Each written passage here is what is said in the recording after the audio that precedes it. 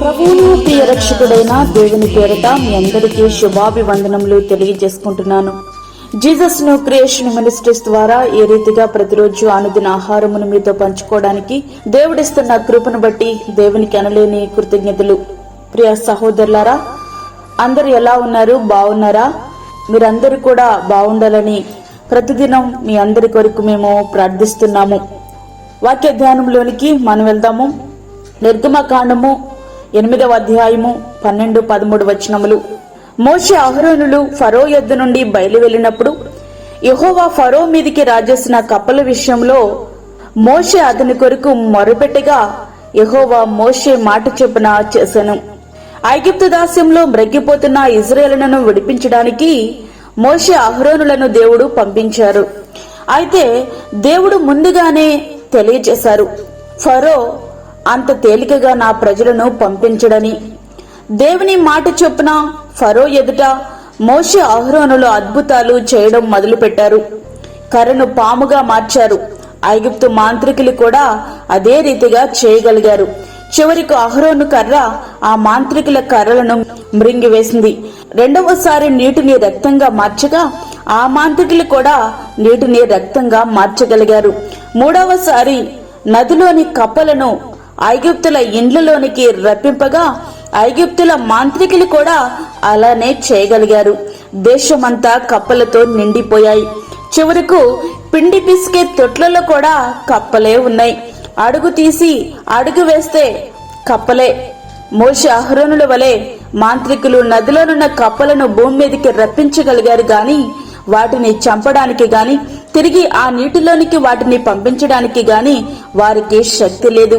అప్పటికే తాము ఆరాధించే ఐగుప్తు దేవతల శక్తి ఎంతో మాంత్రికులతో పాటు ఫరోకు కూడా అర్థమై ఉంటుంది. మొట్టమొదటిగా ఫరో కాళ్ల బేరానికి వస్తున్నాడు. కప్పలను వెళ్లగొట్టండి, మీ ప్రజలను యెహోవాకు బలర్పించడానికి పంపిస్తానని చెప్పాడు.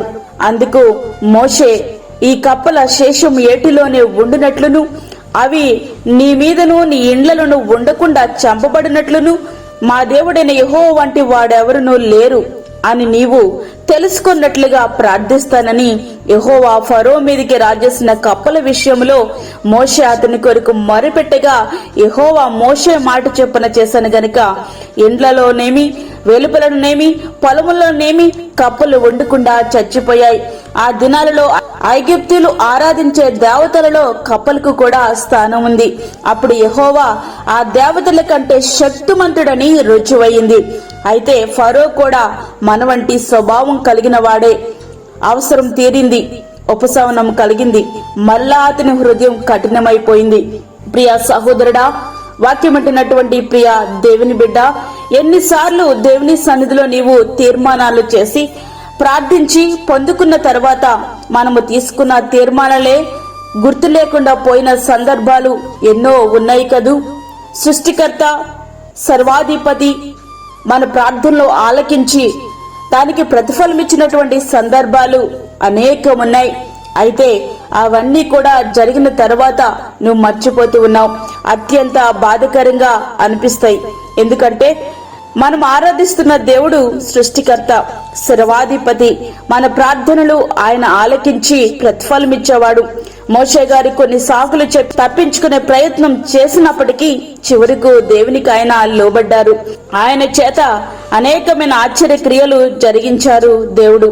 నీవును మోషే గారి వలె నేటికి తప్పించుకునే ప్రయత్నంలో ఉన్నావేమో. వద్దు, ఆయనకు లోబడి ఆయనపై ఆధారపడి ప్రార్థించి చూడు. నీ ప్రార్థన దేవుని సన్నిధికి నేరుగా చేరి ఆశ్చర్య క్రియలను జరిగిస్తుంది. ఆ రీతిగా మన జీవితాలు మనం సిద్ధపరచుకుందామా? ప్రార్థన ప్రతిఫలాలు మనం అనుభవిద్దాం. అట్టి రీతిగా దేవుడు మనల్ని సిద్ధపరచునుగాక. ఆమేన్. వాక్యమైన ప్రియ దేవుని బిడ్లారా, ప్రార్థనలో ఏకీభవించండి.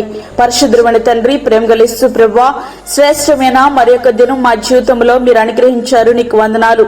ఈ దినమంతటికి కావలసినటువంటి నీ కృపను దయచేయండి. ప్రతి విధమైన శోధన, కీడు, ప్రమాదము, తెగుల నుండి మీరు మమ్మల్ని కాపాడండి. అనారోగ్యంతో బాధపడుతున్న నీ బిడ్డలను మీరు ముట్టండి. చంటి బిడ్డలను, వృద్ధులను, గర్భిణీ స్త్రీలను జ్ఞాపకం చేసుకునండి ప్రభువా. వారికి కావలసినటువంటి నీ కృపను సమృద్ధిగా మీరు దయచేయండి నాయన. వారిని మీరు బలపరచండి తండ్రి, నీకు స్తోత్రములు.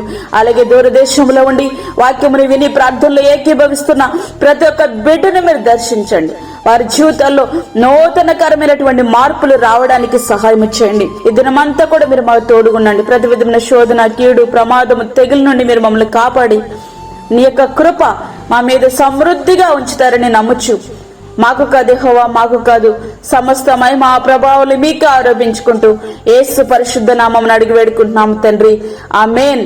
ఈ యొక్క వర్తమానములు మీ బంధువులకు, మీ స్నేహితులకు షేర్ చేయండి. దేవుని పనిలో మీరు కూడా పాలిభాగస్తులు కండి. అదేవిధంగా మీ ప్రార్థన అవసరతలు మాకు తెలియచేయండి.